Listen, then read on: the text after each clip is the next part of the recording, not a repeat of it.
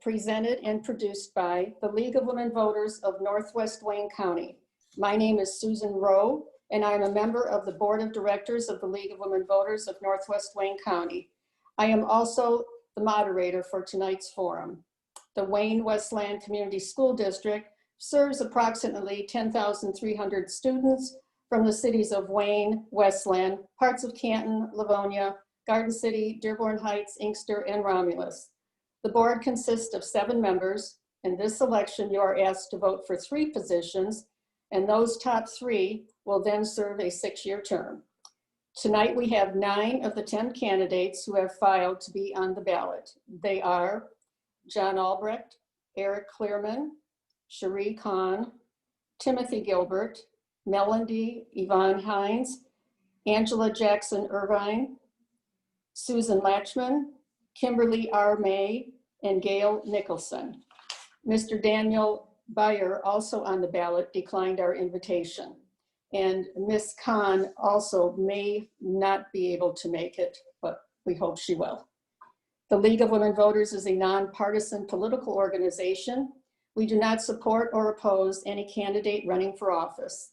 The League does, however, take positions on issues, but not until after careful study. So you may see our name attached to an issue that we are advocating or opposing.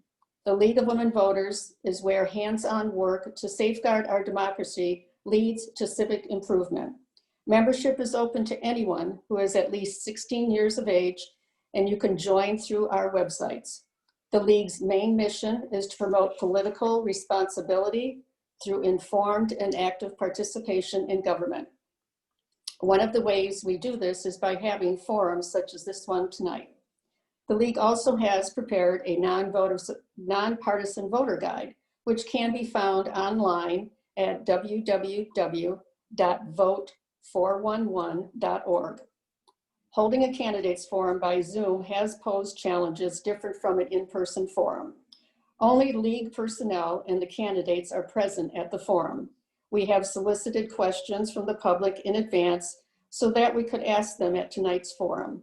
Questions were screened for clarity, and those which included personal attacks on a candidate were eliminated.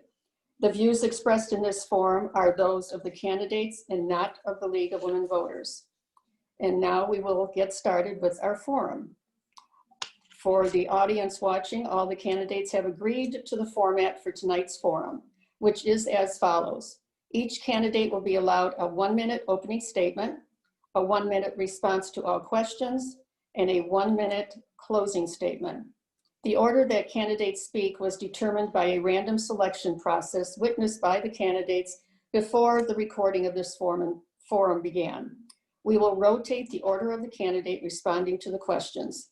League member Carrie Moon Dupree is our timer tonight. She will be holding up cards so that the candidates know when their time is up. The candidate must stop when the stop sign appears. This evening, we will begin with opening statements from Ms. Hines. Can you begin, please? You have to unmute. Good evening. My name is Melandie Hines. I'm actually a trustee on the Wayne-Westland Board of Education. I served for 6 years. I was a student at Wayne Memorial, graduated in 1997.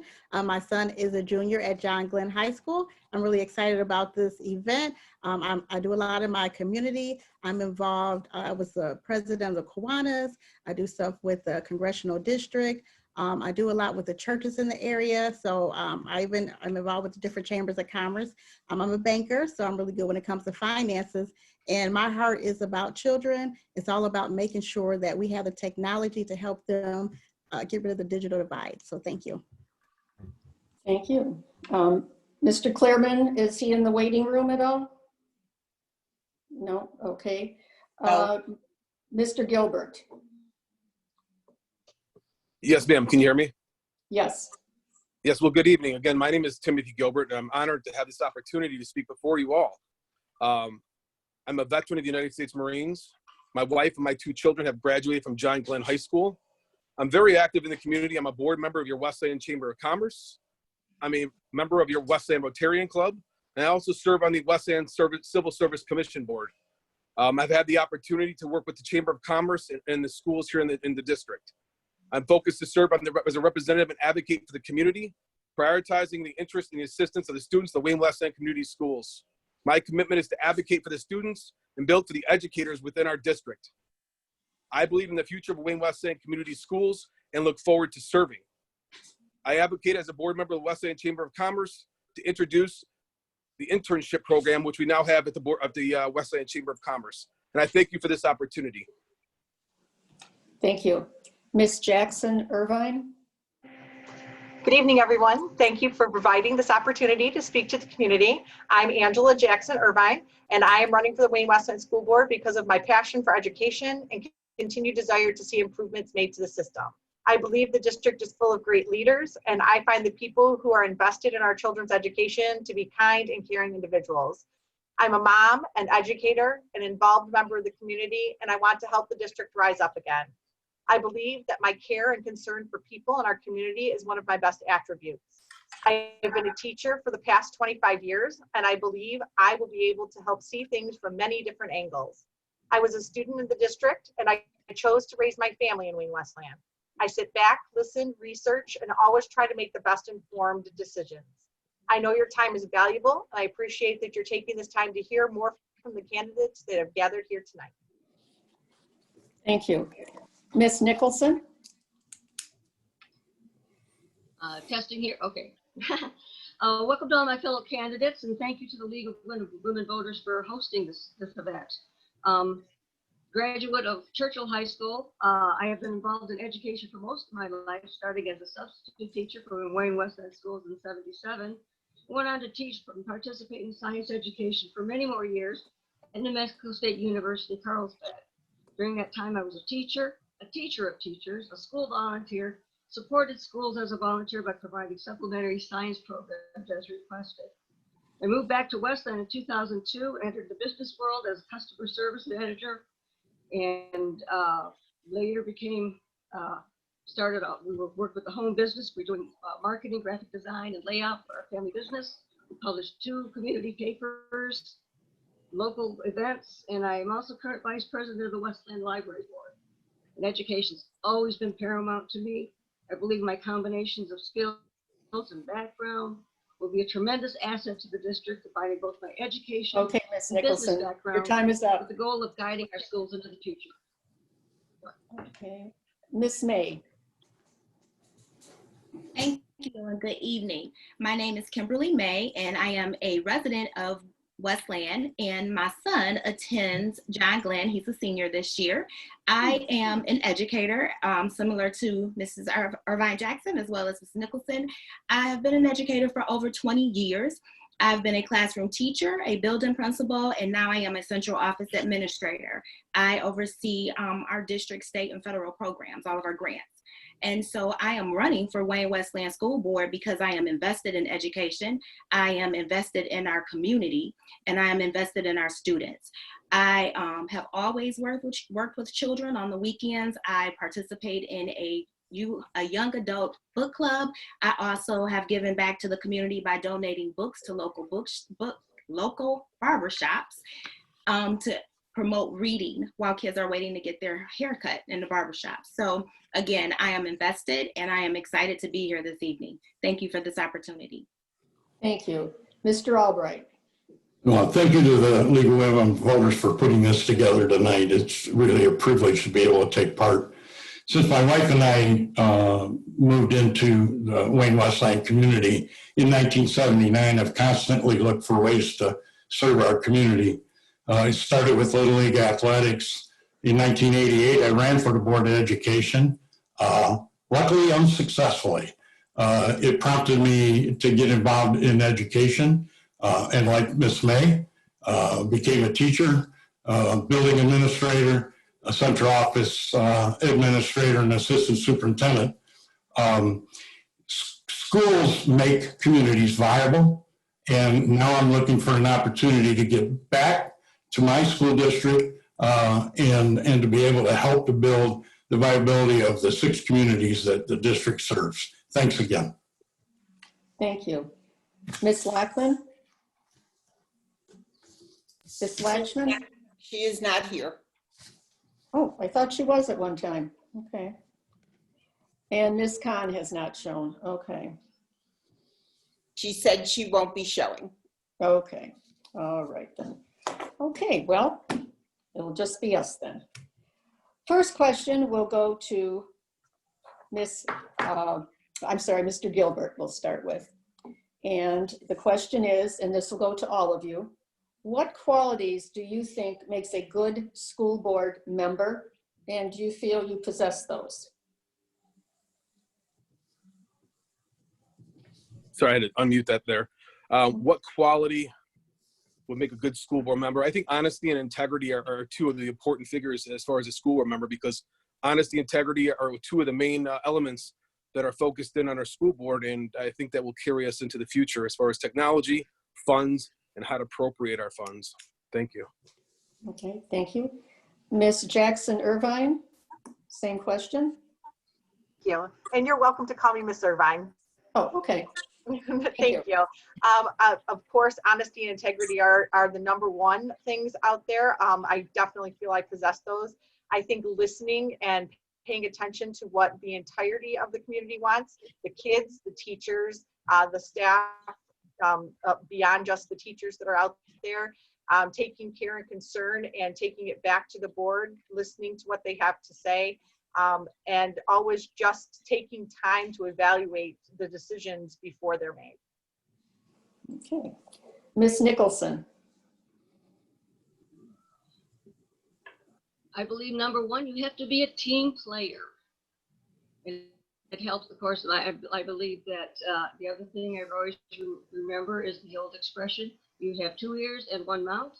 And so you can listen and learn. And the more you learn and listen to your other board members, to your community, to your parents, and even to the students, it's going to allow you to take in the information. The more information you have, the better decision you can make. And I believe having been a teacher, business community, and even working on the library board has made me, I think, well suited to take on this position. Okay, thank you. Ms. May, same question. Unmute. Thank you. I believe that the qualities that a board member must possess are the ability to be child-centered, commitment, passion, integrity, compassion, as well as being a team player. All of those things together makes for an excellent board member. You have to remember children always. When you're having those conversations, it always has to go back to what is best for kids. Okay, thank you. Mr. Albrecht. Well, thank you. Besides integrity and passion, I think it's critical that we be student-centered before anything else, because that's the business of education in the first place. Next, I think people that are in these kind of positions need to have a very specific skill set that includes the knowledge and experience related to education that can be applied in the process. Knowing things about state and federal grants, financing, budgeting, as well as what 21st century teaching and learning could look like are critical factors in being able to serve on a board of education. And then finally, understand the relationship between board members and their employee, the superintendent, such that we don't micromanage the work of the district, we let them done. And last of all, we must be great listeners. Okay, thank you. And last is Ms. Hines. Yes, a very important quality of a board member is to have integrity, ethics, honest, and transparency. And you also must be a good communicator and get along well with others. Even though we're each individuals on the board, we all act as one. So we have to make sure that, we work together to come up with the best decision for the children. We're putting the children first, and even with the staff members. I always have an open door policy. So if anyone, staff, community members, even students, they can always reach out to me if they ever have any problems or any needs. We definitely have to make sure, one, as a board member, you hire a good superintendent. We are in charge of the budget and policies as well. So you have to make sure everything aligns, and we have to make sure we have curriculum to make sure our children are at the 21st century level of education. Thank you.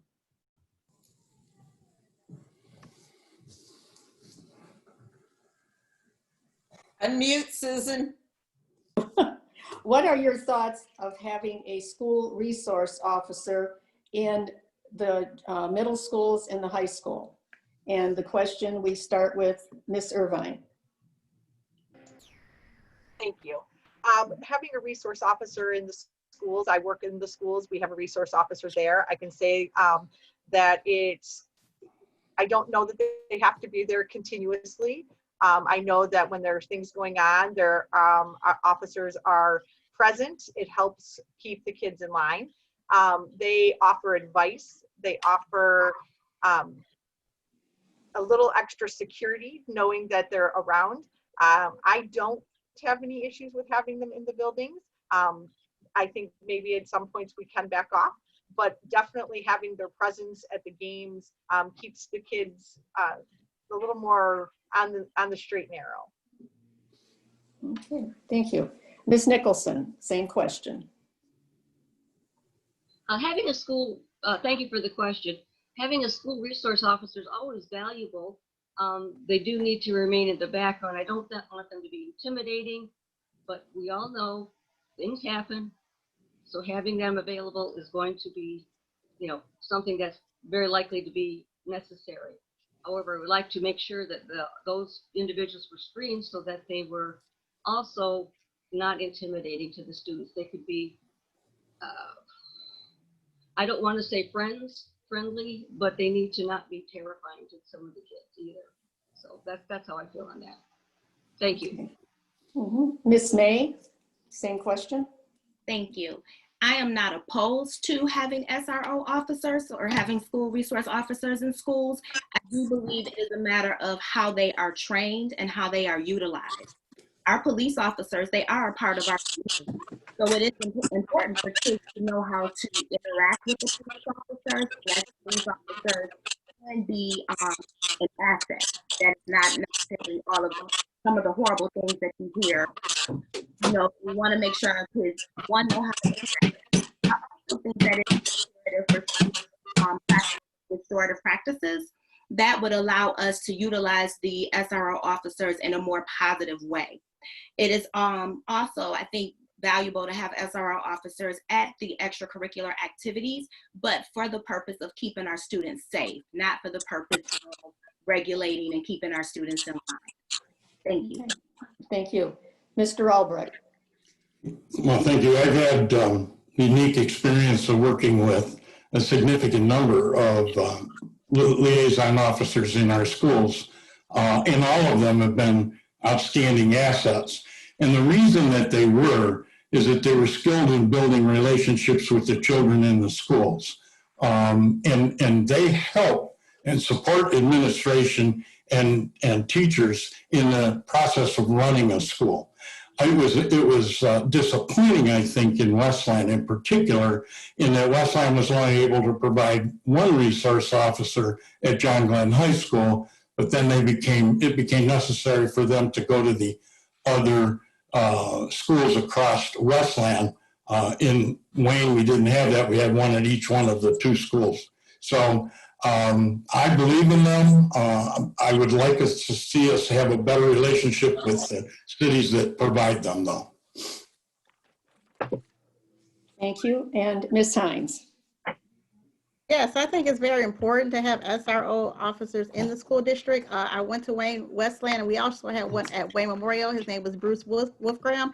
He was like a mentor to me as an officer. I was one of the dear role models, and I'm 4'9". He was a little bit shorter, but he actually encouraged me to become a police officer. So I was able to do a police program in high school, go to college, and get into criminal justice. So they actually are a really good program. We have the culture, climate culture, so that helps with the positive behavior and even with safety measures as well. So the nice thing about them is they're not the enemy. They're there to help the children, to be guidance, help people feel safe, because let's be honest, like, we're living in a different time where there are a lot of school shootings and you want your children to feel safe.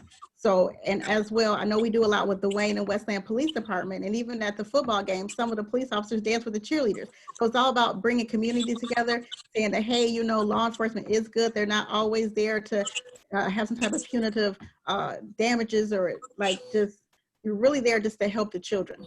Thank you. Thank you. Okay, our next question is, Ma'am, am I going to get a chance to answer the question? oh, I'm sorry, Mr. Gilbert, yes. That's okay. I wrote your number down and just forgot. That's okay. Great question. This is one of my 6 areas that I wanted to focus in on my platform was safety for our children. We must maintain the highest level of security for our children.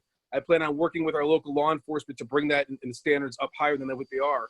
As a past law enforcement officer working in the school districts, in the Detroit School District, I've had the opportunity to do so.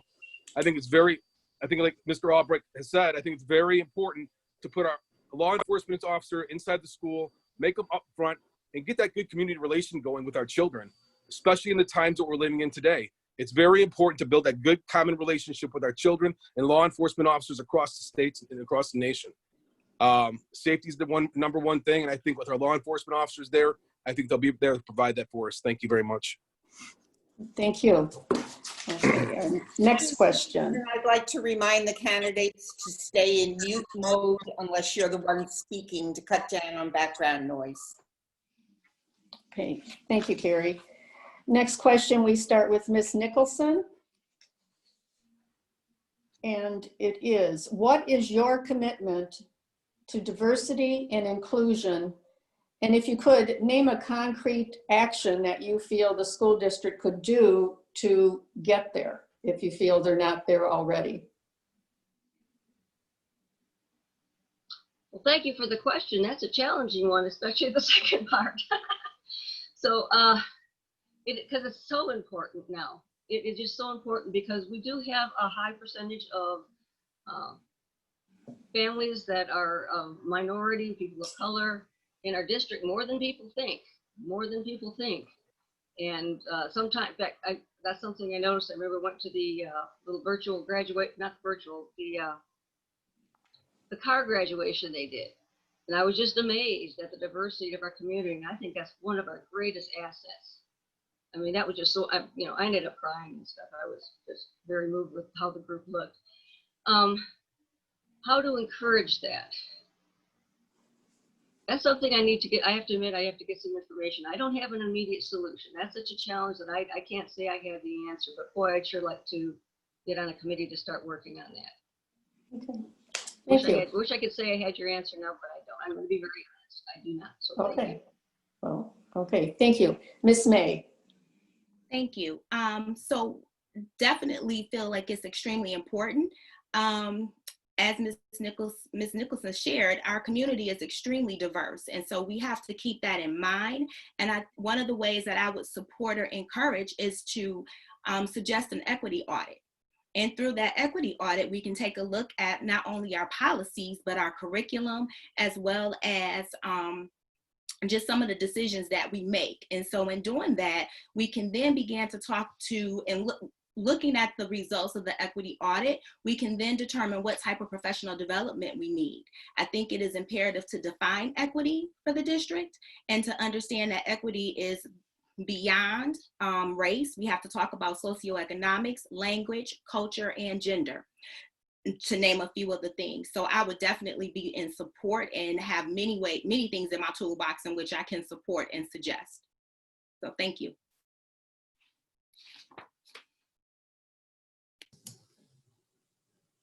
I'm sorry, Mr. Albrecht. Thank you. Really a broad question. I have a very close friend who adopted 12 special needs children. They're all adults now. Several of them have passed away. And so when I talk about inclusion, I talk about them as well. When I think of what my commitment to inclusion, it has to do with the individual child. And you'll hear me say that a lot in a lot of different ways. Because the way to be inclusive with all children is to know them individually.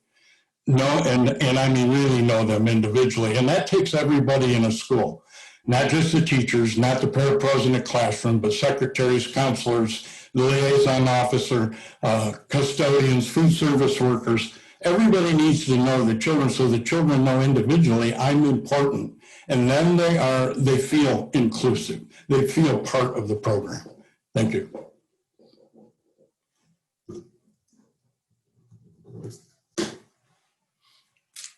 Ms. Hines. Yes, as a board member, we did have a culture and climate coach, and that was to help because we do have a high minority count. It's to the point now it's almost like 51, 52, so it's actually starting to rise. So that way, some of the teachers that are not from these urban areas, because Wayne-Westland is classified as an urban school district, we need to teach them how to be able to learn and deal with children from different cultures. I know I work at the bank and we have this LinkedIn learning about bias and cultural bias and teaching people how to have empathy and walk in another person's shoes. So it's very important to do those. I'm really big on inclusion and diversity. So I think it's really important for staff to know, and the children. The children are one of the better people when it comes to loving everybody and including everybody. So diversity and inclusion is very important. Thank you. Thank you. Mr. Gilbert.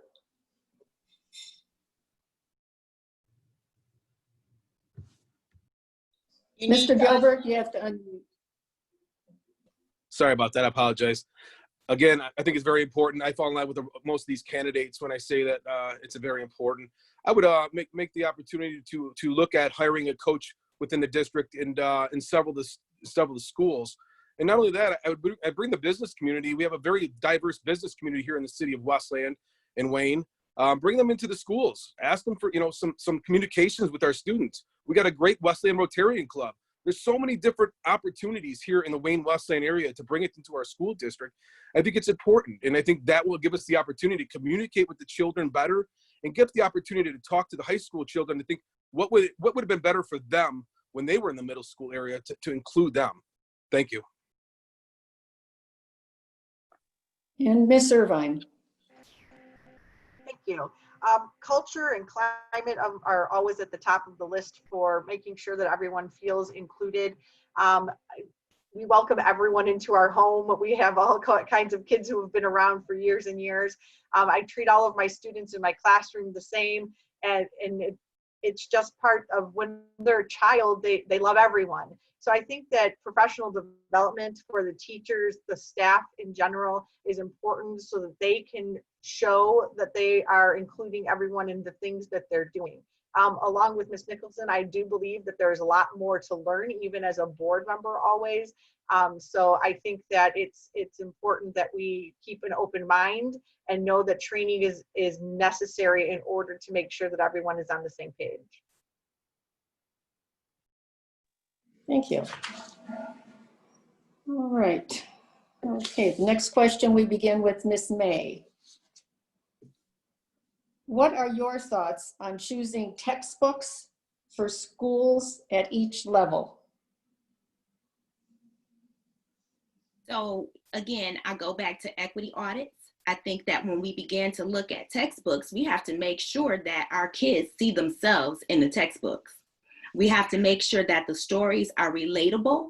That is something that kids, not only can relate to, but they're interested in. Oftentimes, we choose textbooks based on what teachers would like to see and not what students would like to see. So I would love to see students on committees for selecting textbooks, being a part of that process. But before you do that, you have to know what textbooks you're looking for, what information you're looking for in your textbooks. And definitely always related to, our standards. We never want to forget about our standards. So, but first and foremost, looking at our textbook through the equity lens and having children on the committees. Thank you. Thank you. Mr. Albrecht.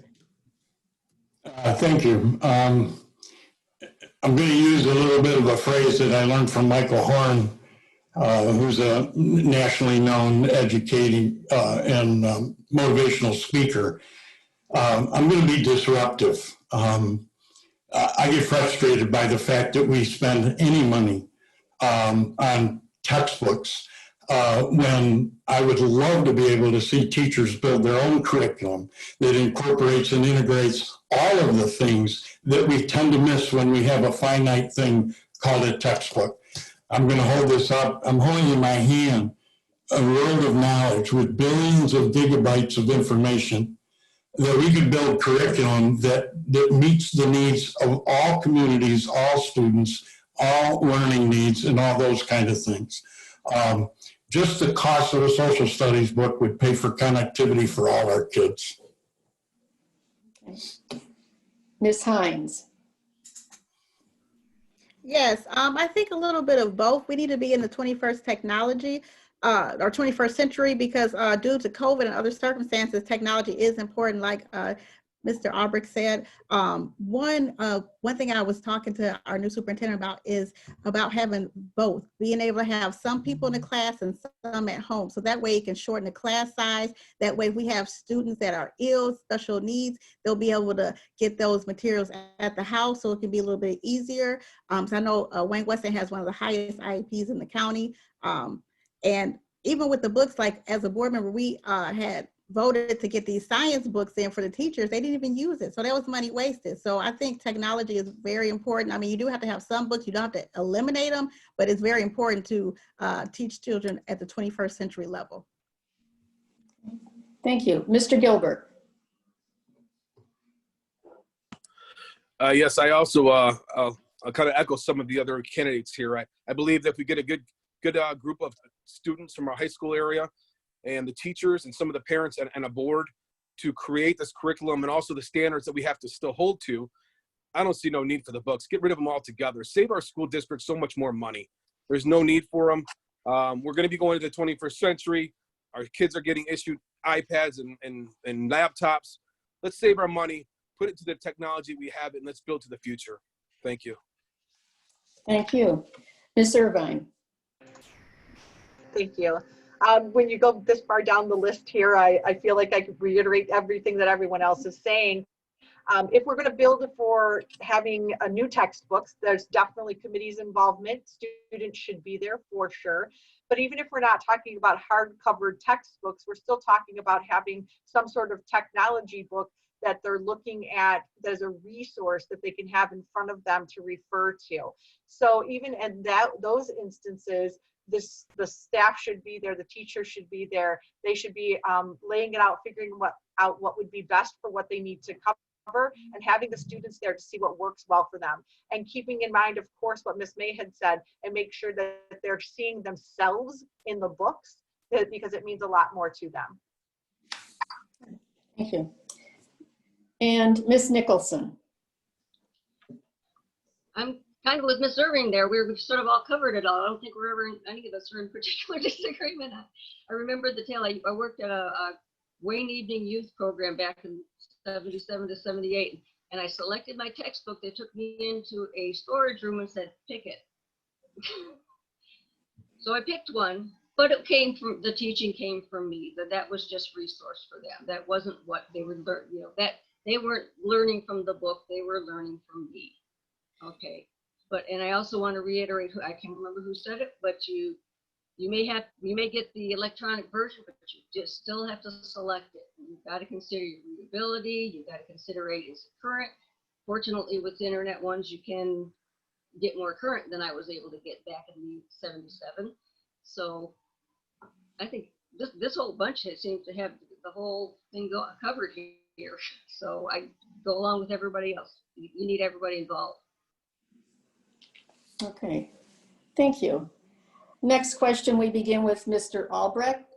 And the question is, what do you see your role and responsibility as a board member in working with the superintendent as well as the students and the teachers? Okay, thanks. And somebody's actually mentioned this before. I think it was Ms. Hines.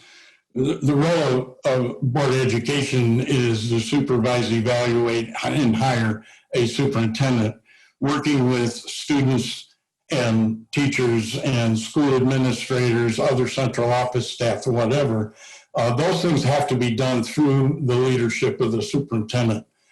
Certainly, I would like to have an opportunity to build bridges with all of the different groups, including students, so that they would feel free to be able to talk to board members and reach out to them without interfering with the relationship that the board should have with their superintendent. And that's a very difficult thing, and I've watched it being quite a bit of a challenge over the 20-some years that I've been in education.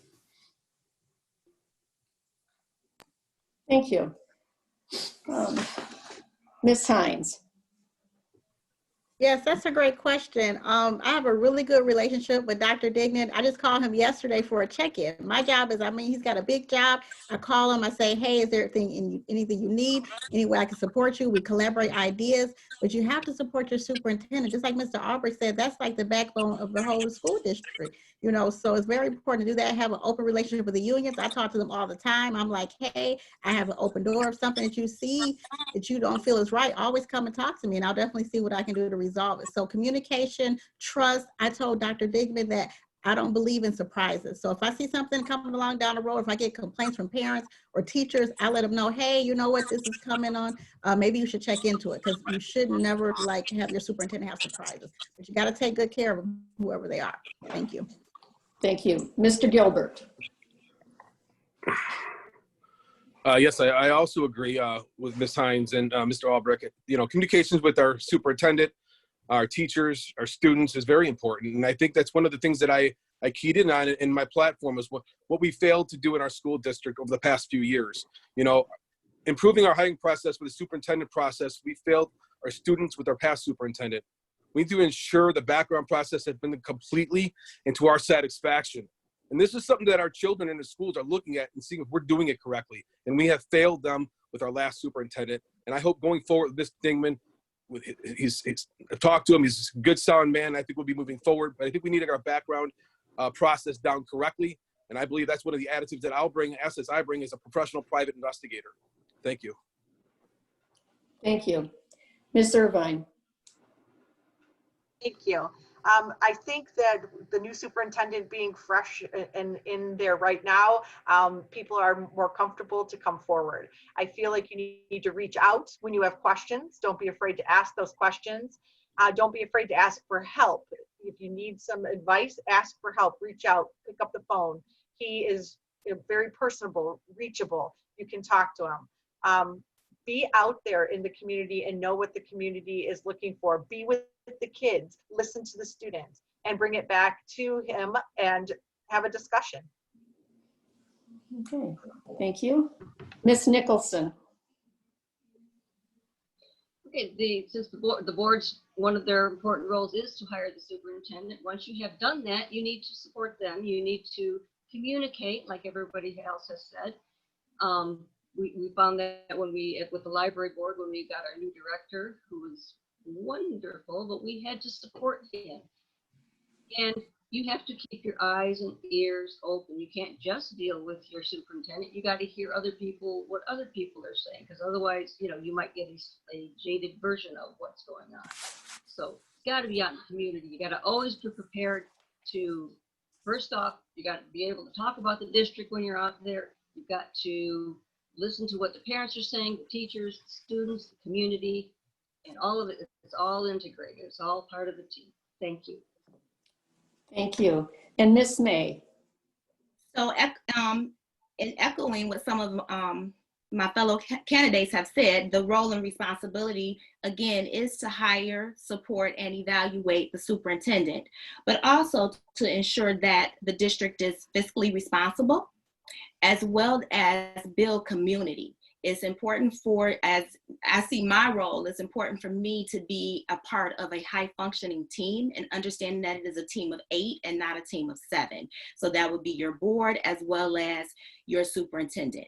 It is important I see my role, or as important as a board member, to sell our district. When you're out, you should be speaking very highly of Wayne-Westland schools and inviting others in to visit and helping to increase our enrollment. So those are the things that I see as my role and responsibility as a board member. Thank you. Okay. Thank you. As you've brought up, you have a new superintendent there now.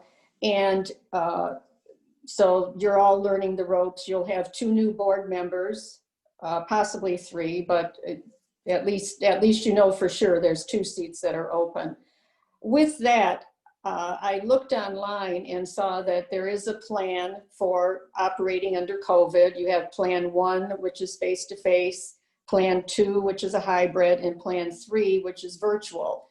And I understand that right now you're under Plan 3, virtual until October the 23rd, I believe. How do you feel that is going to impact the students and the teachers moving forward if you have to stay in Plan 3 as opposed to moving to a hybrid?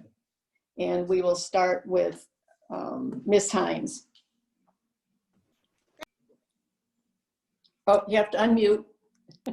Sorry, thank you for that question. I was just talking to Dr. Digman about that yesterday, about one thing people don't understand about Wayne-Westland. We do have 6 communities. We have Wayne-Westland, Inkster, Romulus, Dearborn Heights, and Canton.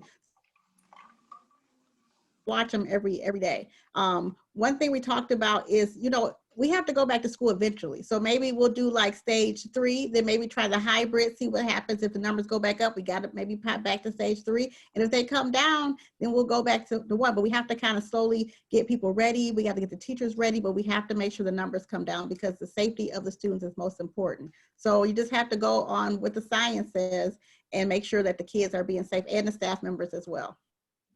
Okay. Thank you. Mr. Gilbert. Yes, thanks for this. It's just a great question. Obviously, considering what's going on in this world today, you know, the virtual learning isn't what I would, obviously isn't what most parents want to do. I want to get the kids back into the classroom as soon as possible. You know, as far as the hybrid, yeah, that's great, but let's get these kids back in the classroom as soon as we possibly can. Obviously, the health of the kids is the most important. We're now building the virtual aspect of it so we can have a little bit of experience behind us moving forward.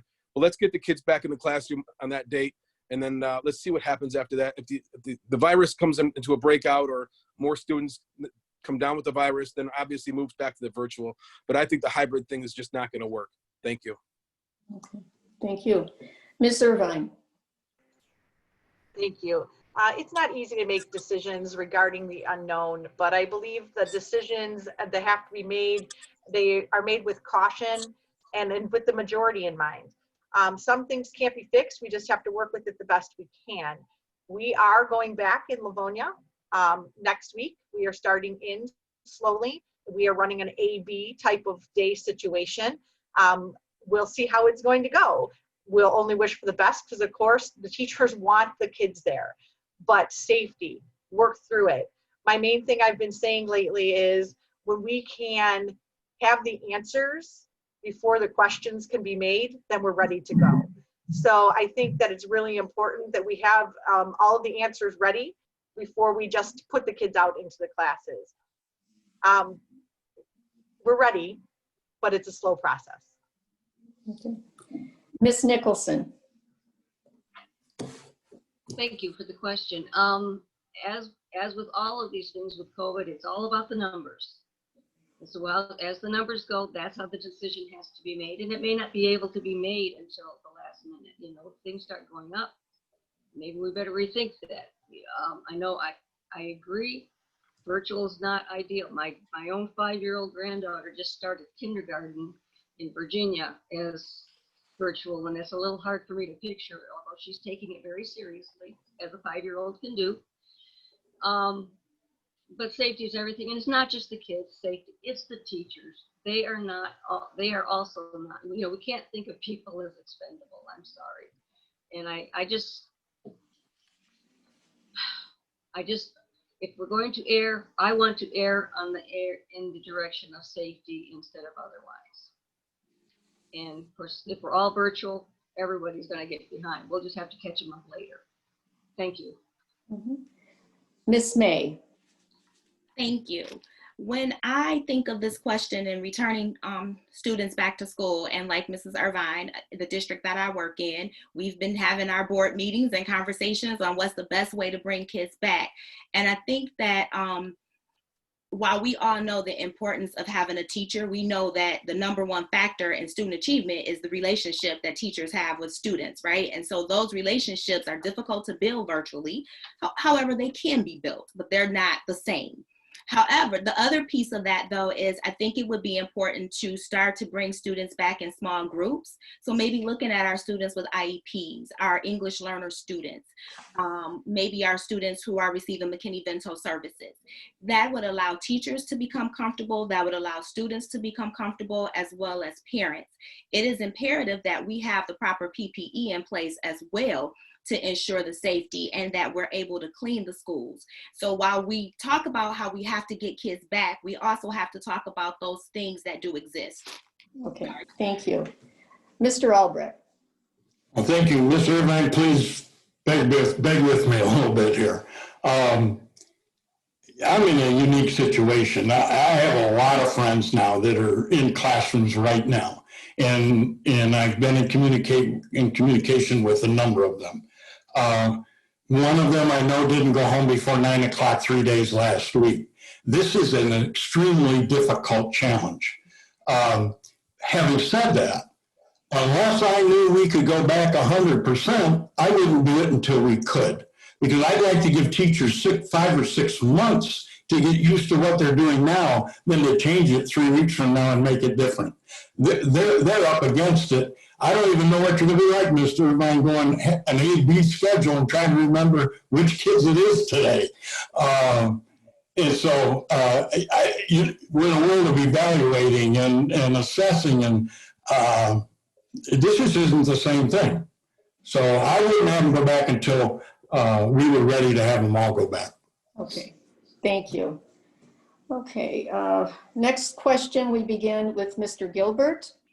And the question is, I know that Wayne-Westland in particular, they have supplied all of the students with some form of a computer for them to use. They have the buses that go around providing hotspots to different areas. With the socioeconomic aspect of the Wayne-Westland School District, how do you feel there has been equitable distribution? Do you feel it's been an equitable distribution and equitable learning for the students in this type of an environment? And we will start, as I said, with Mr. Gilbert. That's a tough question. You know, each student learns individually. It's tough to say.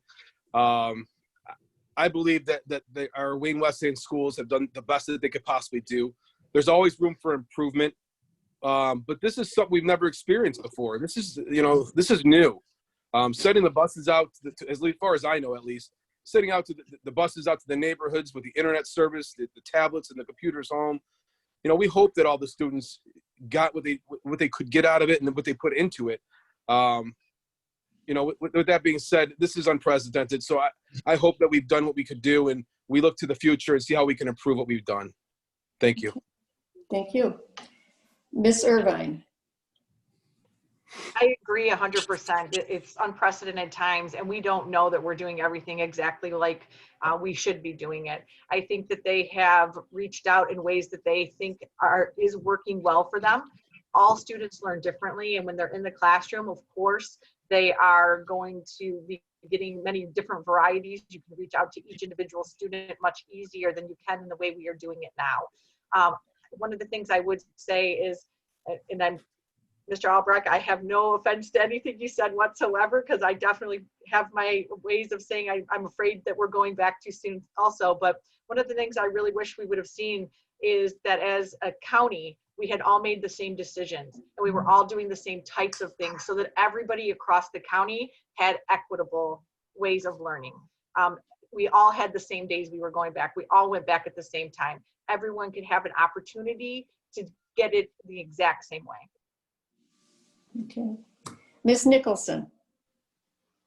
I think the district has been extremely creative. I love the buses idea. That's one of those, who thought of that? Give them a cookie. You know, that's a fabulous idea. In my mind, I was wondering, how are we going to do that? And Ms. Irvin stole one of my favorite lines about how every student learns differently.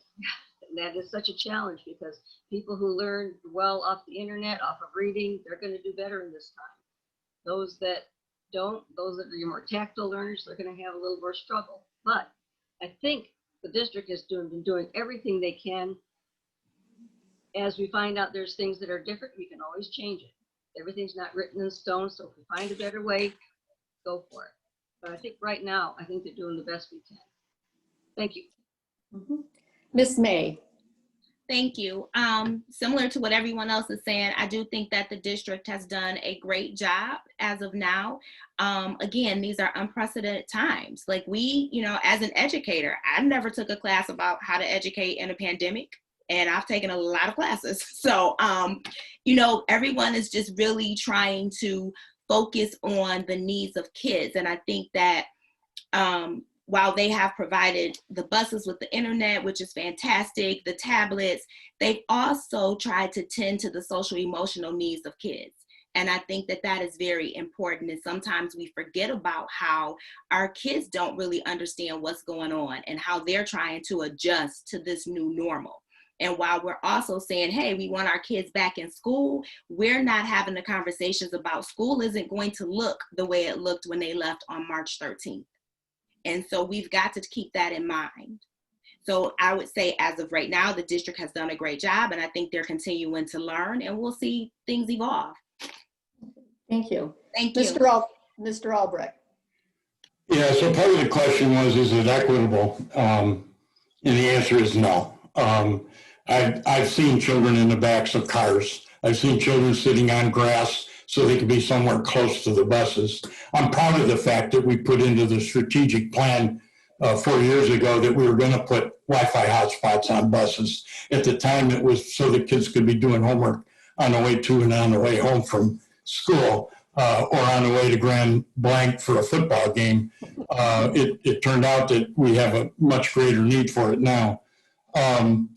It's frustrating to me that we weren't more prepared for this. We could have been, and now everybody and the brother is trying to buy devices. We weren't able to get them because they were on back order.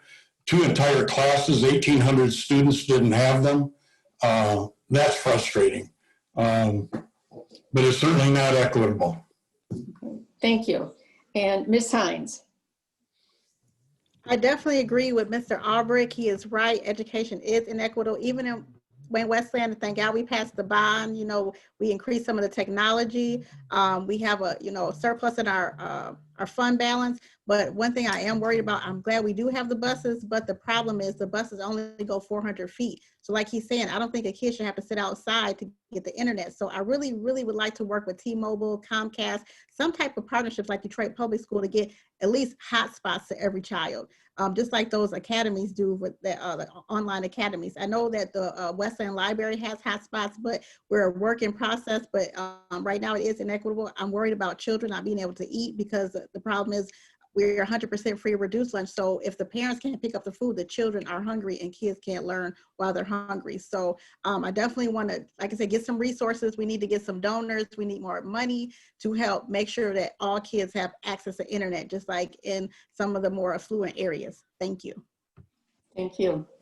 Okay, next series of questions. We'll begin with Ms. Irvine. What impact do you think charter schools have had on the Wayne-Westland district? I believe charter schools have an impact on all kinds of districts, but especially Wayne-Westland. They're popping up everywhere and people are choosing to go because they feel they're not getting a quality education. We need to prove that here in Wayne-Westland, we have excellent teachers. We have kids learning all kinds of different ways. They're making exceptions, bringing in new ideas all of the time and training. We want to show them that public education is where it's at and that we can offer them things through the Career Center, opportunities through STEM classes, creating new electives all of the time and finding new electives that suit the needs of those students. So charter schools are difficult to fight against, but we can do it. Thank you. Ms. Nicholson. Thank you. Charter schools are a challenge because, like you said, they are popping up everywhere. And We have to find a way to be better. Keep up with all the latest technology. Obviously, the question is always takes money. That's always the challenge for that. But it's going to have to be a battle to get, because otherwise we're going to lose all our students to that. And I think that's wrong. I think the public school model has worked for many years. I think it can work again. We just have to be diligent. We have to make sure that we keep ourselves student and teacher and oriented. And also we have to make sure that we keep the parents involved so that they know that we're doing these things for their kids. Thank you. Mm-hmm. Okay, Miss May. Thank you. I believe that charter schools have had a negative impact not only on Wayne-Westland schools, but all public schools, public education, or I should say non-charter schools. Oftentimes, parents exit districts such as Wayne-Westland going to charter schools because of the promises that charter schools make, because of the fancy brochures and the promises that they make. But the thing about it is they leave oftentimes because they've had a negative experience. So I believe if we would conduct exit interviews, also take a look at our data, take a look at our culture and our climate, look at our suspension rates. What parents are leaving to go to charter schools? Why are they leaving to go to charter schools? I think that would make a huge difference on how we could then combat the exit and get our students back. We have to be willing to change. Okay. Mr. Albrecht. Thank you. The charter schools have impacted Wayne-Westland significantly. The last mobility report I looked at, there were over 1,200 students that were in charter schools outside of the boundaries of Wayne-Westland schools. And of course, that doesn't include other children who have left school of choice to go to Livonia, Garden City, Canton, wherever. Charter schools, and I agree with Ms. May, it's usually the promises that they make. And they can pull off some, and I still don't understand this, how they pull off some of the things they do. But the families that leave are the ones that are most mobile. And sadly, that leaves people that are not. And so the socioeconomic status usually determines whether somebody can actually get to a charter school. And so from that standpoint, that's who charters target, is those students who can leave. And they leave for a lot of different reasons. But Okay. I'll Sorry, stop. Mr. Albrecht. Thank Okay. you. Ms. Hines. Yes, that's a very good question. We actually worked with our marketing department. We created a program to try to recruit kids from the charter schools that we have lost. We lose at least 300 children every year. I do know the superintendent over at the American International Academy. He advised me that they just expanded like 300 more students, and we do lose a lot to Canton charter schools. They had another one pop up, the Ivywood Classical Academy, and I actually went to see what they're offering. So they do put this fancy, like, oh, this is the best classes, the best schools, but we definitely have to work as a district to bring our children back. We need to do more marketing. We need to get with our realtors to bring more families back into the district. And we definitely have to make sure that we provide an excellent education for our children with the top curriculum, 21st century. We need to get our sports back, really get exciting sports teams so that way people want to come back to the district. College prep programs, I was in upper bound. So we need to make sure our kids have career ready, life ready, and job ready, so they have an opportunity to advance in life. Thank you. And Mr. Gilbert. Yes, obviously charter schools have had a negative impact, and I wish I had been on the board for the past 6 years to make things different, but I wasn't, unfortunately. I think it's important. We have the opportunity with our vocational school here in the city of Westland to increase more learning in the vocation and the certified and make individuals certified in the areas, the skilled trade areas. It's an excellent opportunity for us to advance the vocational center and give our students the opportunity to advance even more in life. Bring in a law enforcement certified academy to the VOTEC Center. Make our students qualified to walk out the door when they're not going to college as a plumber in the world. College-bound students, give them the opportunity to complete certified courses for college. Let's make more opportunities for our kids here in the city of Westland instead of staying stagnant and going nowhere. Thank you. Mm-hmm. Thank you. Okay. Our next series of questions, we will begin with Ms. Nicholson. And how how will you retain good quality teachers as a board member? What things do you feel are necessary to retain good quality teachers? Thank you for the question. The first thing people like to say is pay, but I dispute that. Because if you give somebody a raise, yeah, they like it, but that happiness usually only lasts a short time. It's your work environment. Okay, making them part of the team, that is bringing them in, let's see, getting them with the board to be part of the team, know that the board is listening to them, know that the superintendent's listening to them, allowing them to try new things, even if it fails. Sometimes you have to try something and fail. These are the kinds of things that make people contented at their job. Like I said, pay is nice, but it isn't always what gets everybody. I know as a teacher, when I was treated well, I did a better job. Thank you. Thank you. Ms. May. Thank you. Similar to what Mrs. Nicholson said, I believe it is important to the environment, the culture and the climate for staff. You have to raise staff morale, and you do so by providing teachers with materials. Teachers shouldn't have to go in their pocket to get basic materials. They should have those things, classroom supplies. You also have to show teachers that they are appreciated, that they are respected, by bringing them to the table, having them be a part of the discussion when important decisions are made. You cannot be in a situation where the board or the superintendent is just talking down to the teacher, saying like from the top down, this is what we're going to have to do. It has to be inclusive decision making. They have to be a part of the conversation, treating them as the professionals that they are. Thank you. I think you just called on me. Nothing is more critical to retaining teachers than the actual school leadership where the teachers work. And in order to, and so I would say as a district, we have to put school leaders in place that can build a culture, and a culture is the way you do things, and then as a result, a climate that they enjoy being at. And so the role of central office is to support the principals and the school leaders in the building. Now, that doesn't mean that they just get carte blanche to do whatever they want to run their school.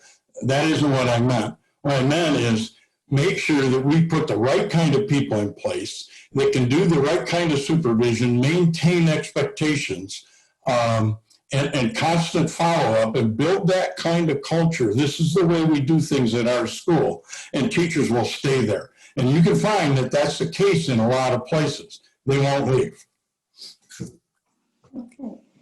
Ms. Hines.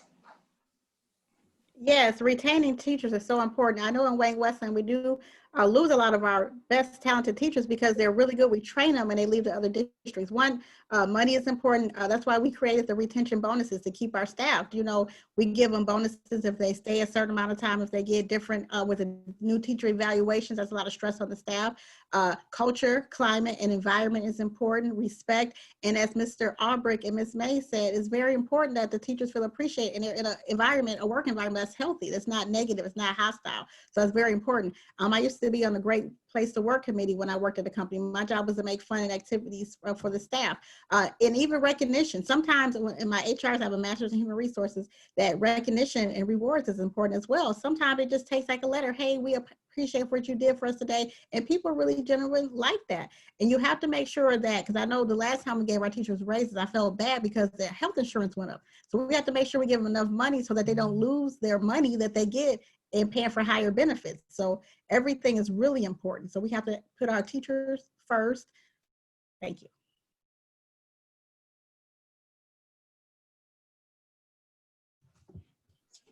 I'm sorry, Mr. Gilbert. Yes, ma'am. Like Mr. Albrecht said, I think the culture and the importance to make them, the teachers and the employees are very important. I was in the military. I wasn't getting paid a whole lot of money, but you were made to feel important within your staff. In the police department, I started off at $25,000 a year in Detroit. It wasn't about the money. It was being part of that group, being part of a good, make it feel important. I think that's what's important. I watched the last 6 years when our last superintendent was there, and I watched and I heard from a lot of our teachers and staff that left and exited. It's a big deal, and making that choice for our superintendent is a huge issue. And I think the culture, making the teachers and the superintendent feel important is way more than just getting a raise. And I agree, retention bonuses are very important. I would agree with Ms. Hines. Ms. Irvine. Well, as a teacher, everything you guys said was right and great.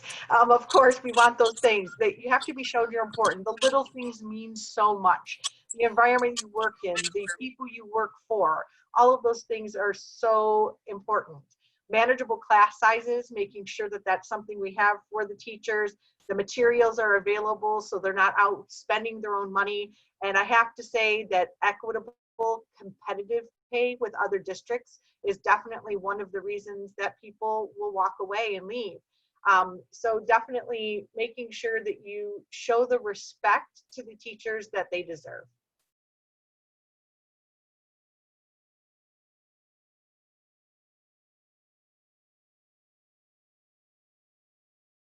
Ms. Rowe, you're muted. Thank you. Why should voters vote for you over one of your fellow candidates as a school board member? What do you bring that others don't? That's me. Ms. May. Miss May. I'm sorry, I didn't, I lost track too, don't worry. okay. Okay.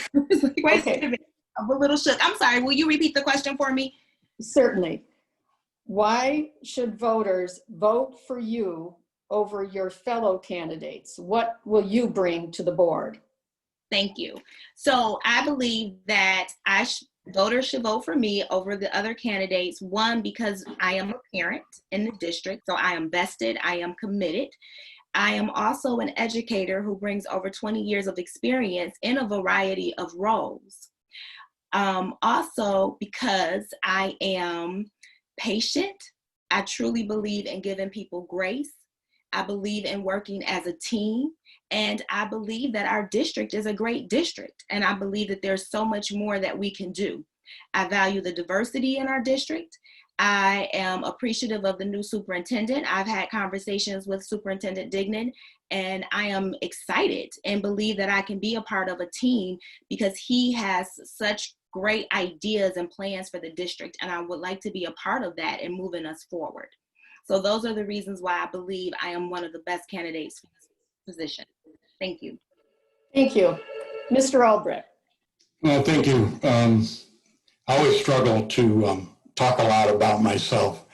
Like Ms. May, I would say that my experience and length of time in the community, and in particular with the school district, probably can't be matched, having worked myself all the way to assistant superintendent, even within this school district. So I understand it from one end to the other. I began my teaching career in the Detroit Public Schools. I have experience working with all walks of life. I coach there, boys basketball, boys track and girls basketball. I taught at John Glenn. My kids graduated from here. My grandkids have now graduated from here. Different than Miss May, I'm not a parent anymore, so I may not have that kind of parental passion, but I can't get it out of my system. I love my community and I love this school district.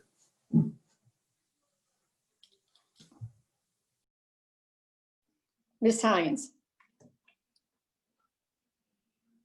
Yes, I've spent 6 years on the board. I'm a parent. I'm an alumni of the district. I come with a strong business, insurance, financial services, banking, human resources, law enforcement, marketing background. I also have taken several classes from the Michigan Association of School Boards. I'm a certified board member, level 3 of distinction. So I do take advantage of all the learning that we need there. I'm great at building relationships. I have relationships with our legislators, our senators, and even our governor. I love working with Dr. Dignan. He is the reason why I decided to come back to run for re-election, because I see a future with him and he's going to do the best job for our kids. And I'm excited about all these candidates. We have some of the best candidates running. So I'm really glad that you all put your hat in, because this is amazing. We have some really good talent. So thank you so much for this opportunity. Thank you. And next we have Mr. Gilbert. Yes, like most of the other candidates, I have a vested interest in the community also. I've been a resident of Westland for over 17 years. I've been in the commissions. I've been on the boards of the chamber. I've been just invested in the community in general. My kids, my wife have gone to John Glenn High School. They future went into the law enforcement after that. The most important thing I think I can add to this is that I'm not afraid to call somebody out on the accountability. I'm there to stand up as a professional private investigator, sitting on the board with a business background as the owner, and I'm not afraid to be the one that says, hey, look, this isn't right. This is the way that things to be done, and they need to be done right and correctly, legally, and within the law. So I think it's very important to have somebody on the board that's not afraid to stand up and say, this isn't right. And that's what I'm there to do. Thank you. Thank you. Ms. Irvine. Well, as the question starts out, it kind of says, why would you be better than anyone else? And I don't know that I am better than anyone else is that's here. I know that what I have to offer is the fact that I went to elementary, middle school, high school, here in Wayne-Westland. My husband was a Wayne-Westland student as well. We actually met when we were in 7th grade. We did not get together until far after high school. We chose to live here in Wayne-Westland. We brought our boys up in Wayne-Westland. Both of my students had an excellent education through the schools. Each of them graduated as valedictorians in their class. I believe that they've learned a lot.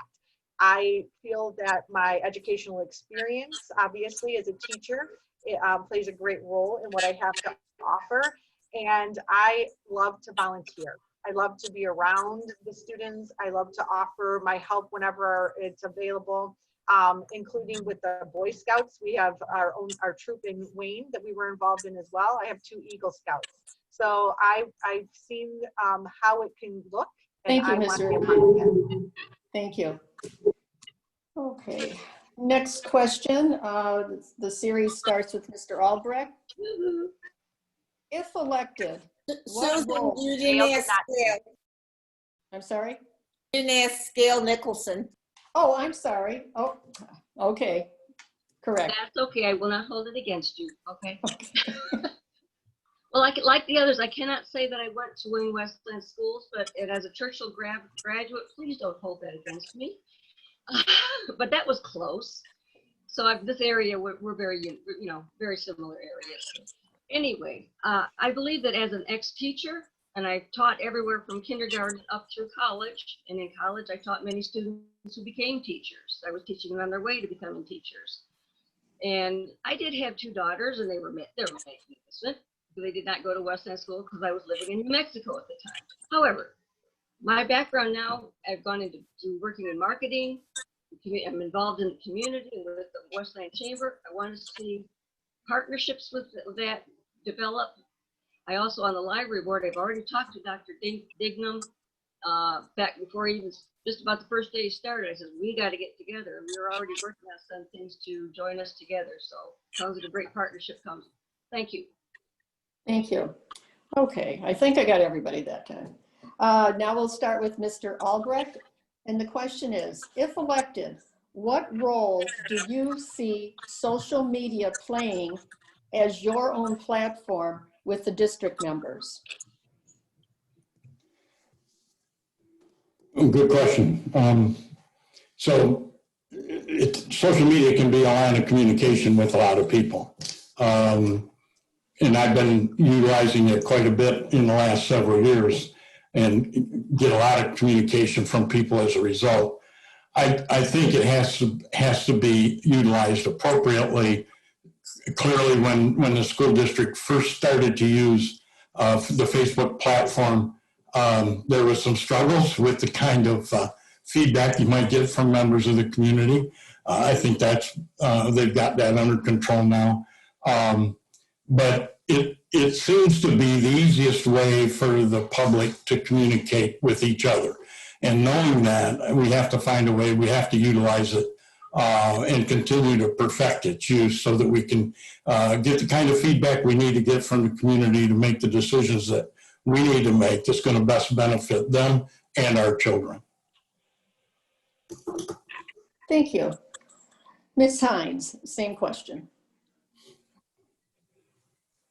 Yes, social media is very important. I noticed we recently started having the different schools have social media pages. So like the elementary schools, it's able to see the type of activities that they have. I'm a big cheerleader for the district. I do attend like the concerts, the plays, the football games, the basketball games, and I like to definitely get that out to the community so they know what's happening with our school district, even our different relationships that we have with our financial centers. We have our churches, they adopt some of the schools. And we also have different businesses that work with the school district as well. So social media is important. With my platform, it's about the portrait of a graduate, what students need to be successful in life, to be life ready, college ready, and career ready. So we started off in elementary school, and my platform has been really skyrocketing, and I'm putting out positive energy to the students and the families to let them know, hey, Melandie Hines cares about the kids. I care about their well-being. I have a vested stake in the community. My son is in 11th grade. So everything for every parent, we must make sure that our kids are successful. Thank you very much. Thank you. Mr. Gilbert. Yes, ma'am. Could you repeat the question again? I'm sorry. Yes. If elected, what role do you see social media playing as your platform with the district members? Okay, so this would be my platform with the district. I think it's important to understand this is the district's social media. It's my social media. I think it'll play a very important role because what it is it's the communications with the students. You know, over the last couple of months, I've had a lot of communications with some coalitions that have been built within our school districts with the kids. And I talked to several of them. I think it's a great opportunity. And I will assist them in the communication in our business district as a board member of our Chamber of Commerce. And I will bring my social media platform to them to be utilized in a positive manner to build in the business community here in the city of Westland and Wayne. Thank you. Thank you. Ms. Irvine. For me, it's post the positive. Show them the things that we can do that are great. Use social media to showcase those things that are going well. So use social media to communicate with the students. Let them reach out to you. Give them a place. That's where they go. They go to social media. Make yourself open and available to accept comments from them and see what they have going on and what they're saying. But definitely using it as a platform for the amazing things that we are out there doing in the Wayne-Westland community. Ms. Nicholson. As a small business working out of our home, we use social media to help promote our business. It's just fantastic, and I find it a most phenomenal tool to use. I would like to see that every school should have a. So somebody's got something. Tim, could you possibly unmute yourself? Mute yourself there. Thank you. Okay. I was getting a little distracted from that. It's a phenomenal tool. It's one that does need to be monitored though, because we all know how ugly it can get if it is not watched carefully. But as far as getting the word out, it is fantastic. The library, the librarians during the pandemic have been doing story times with kids. They don't have to go to the library, but they can get a story going. So there's so much that can be done with that, and I'd like to see that continue. But again, it does have to be monitored because we know it can have its ugly side. Thank you. And Ms. May. Thank you. Social media is a tool, and it's a tool that can be used to showcase the district, to share information, and to engage our students. You know, but it doesn't take away the art of a conversation or the importance of a conversation. And so sometimes we get so caught up in social media, we lose the art of having a conversation with people. But I think that when I think of all the different forms of social media and how much our students love it, this will be a great opportunity for me as a board member to engage students and to engage students to even help monitor and manage it You know, you have to, of course, set the parameters and have your rules in place. But we have so many students who can do phenomenal things. And there, you know, you have TikTok and all these fun things that can happen on TikTok. And if the kids can see you engaged in a TikTok video, then it makes you definitely approachable and cool to them. So I think it could definitely be used. Thank you. Unfortunately, that was our last question for the evening. So we will now start with closing discussion or presentation, and we will reverse the order. So Mr. Albrecht, you will be the first one to give us your closing. Great. Well, first of all, thanks again to the League of Women Voters for this opportunity, and certainly good luck to all the other candidates. It's been a joy listening to you and interacting with you. I think whoever gets elected, the community is going to be in good hands. Given the opportunity, though, I'm a very, very good listener, and I understand the importance of that. I understand that being able to understand what the issues are, understanding where the community is with those issues, and certainly, and more importantly than anything else, what children need in their education as they grow. So going back to a question, I wish they could be together tomorrow, because a part of school where they're all together is a part that's being missed horribly. That being said, hoping I get elected and have an opportunity to do something to make a difference. Thank you. Thank you. And Ms. May. Thank you. So first of all, thank you for this opportunity. Not only was this an opportunity to answer questions and talk to possible voters, but also an opportunity to meet the other candidates, because I've not had that opportunity. So it's a pleasure meeting you all. It was a pleasure being a part of this process. What I'd like to share about myself is that I'm committed, I'm child-centered, and I'm a compassionate candidate. Again, I began my educational career in 1996, and I'm still in it. I'm a lifelong learner. Part of the reason why I'm running for the board, again, is because I am a lifelong learner. I am an advocate for children. I'm an advocate for all children, and especially children who are oftentimes misunderstood. And I would love the opportunity to serve the Westland community. I would love the opportunity to be a part of making our district great, or to expand the greatness of our district. Let's say that. It's a better way to say that. Thank you again for this opportunity, and it was a pleasure meeting everyone. Okay, thank you. Ms. Nicholson. Yes, again, thank you for hosting this event, and thank you to all the candidates who, some of you I've met, some I have not until today. I feel like I could learn much from all of you, and hopefully the same would be true, reverse. The reason I would like to ask for the vote for Wayne-Westland School Board is I believe that my unique variety of skills from being a teacher, and again, as I said, I've also been a booster mom. I have taught music, science, and I have taught other teachers, and I have actually taken on a school district and won, and where I saved the high school planetarium in Carlsbad. And I believe my community experience, my marketing, and things that I've learned could be a great asset to this community. And thank you very much for letting me be part of this forum.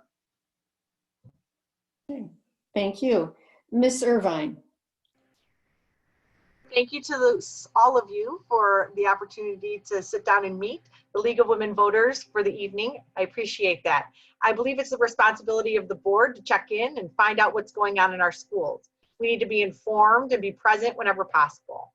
We need to work for continuous improvement and communication and keep the families involved in what's happening with our children's schools. The public should be aware of our successes and our challenges. I would love everyone who sends their children to Wayne-Westland schools to find as much satisfaction in their child's educational experiences as I did. With that being said, I hope that those I will represent as a member of the school board would know that I also have only the best intentions in seeing that the district grow and flourish as they once did, and that the people are again proud to say that they have kids in the Wayne-Westland School District. I have no interest in furthering my political career, and I'm only in this for the students, the staff, and the community. My choice to run for school board was based strictly on wanting to see the school district that I live in and the students that attend those schools succeed. Good luck to all of you candidates. Okay, thank you. Mr. Gilbert. Yes, again, thank you to the Women League of Voters. We appreciate this forum. It does a lot for the community around us. And thanks for all the candidates for participating. Again, my name is Timothy Gilbert. You can look at my website or my Facebook page at Timothy Gilbert for Wayne-Westland School Board. That's on our Facebook page. I want to go over a couple important issues, which I really haven't heard a whole lot as far as on the platforms.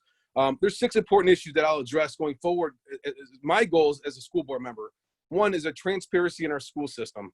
2, accountability in our school system. 3, encouraging the business community's involvement. 4, safety. 5, vocational opportunities. And last but not least, 6, college-bound students. I think all those are important opportunities and goals to set for ourselves, and I look forward to the opportunity to serve our school district and move those goals forward. I'm not the one that's going to sit back and let things happen. I'm going to be the one to stand up and say, this is the way it's supposed to go, and let's do it for the children, because it's all about the communications with our students and our district. Again, my name is Timothy Gilbert, and I ask for your vote. Thank you. Thank you, Mr. Gilbert. And Ms. Hines. I'd like to thank the League of Women Voters for having this meeting today so we can get to know the candidates and their platforms. It's very important. Like I said before, I am a very active alumni of Wayne-Westland Community Schools. I am a parent. My son is in the district. I love being a board member. My favorite part is graduation when the kids walk across that stage. My job as a board member is to make sure that they're educated and they're ready to prepare for life. As my platform, having the kids be career ready, life ready, college ready. I'm really big at having different organizations come. We have like the best vocational program in the state. We do have partnerships with other businesses. I was a mentor with the Champions program. I was a student with the Upper Bound that changed my life. So I'm really big on making sure we have programs to make sure our children succeed. And again, I have a double master's degree in human resources, business management. I have a bachelor's degree in criminal justice. So I'm really big about being fair, equitable, transparency, and just being honest and having the relationship with the staff and the students, because I'm very active in my community. Thank you to each of you. We thank the members of the League of Women Voters who helped with this evening's forum. The forum has been recorded and can soon be viewed on the League's website, which is lwvnorthwestwayne.org, and then on YouTube, probably within the next few days. We also thank the candidates who are running for office. They are asking for your support as they seek a job in the public service sector, and we hope voters will listen to their views. We also appreciate you, the voters of the Wayne-Westland Community School District, who are watching this forum to learn about their choices on the November ballot. All of these candidates were also invited to participate in the League of Women Voters Voter Guide, which is a publication that you can access online by visiting vote411.org. And also you will be able to pick it up at your local libraries next week. Election day is November the 3rd. If you are not registered to vote, you can do so up through Election Day. Registration 10 days prior to Election Day must be done at the office of your city or township clerk. Unlike the primary election, voters may choose candidates from any party when filling out their general election ballot. The polls are open from 7 a.m. to 8 p.m., but all registered voters can vote early by absentee ballot.